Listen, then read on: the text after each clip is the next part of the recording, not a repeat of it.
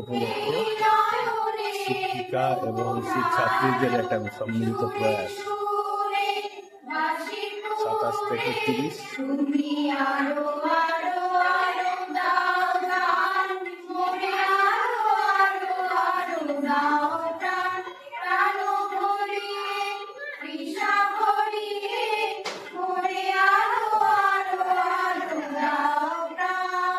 শিক্ষিকা এবং ছাত্রীদের সম্মিলিত প্রয়াস ট্রেনিং।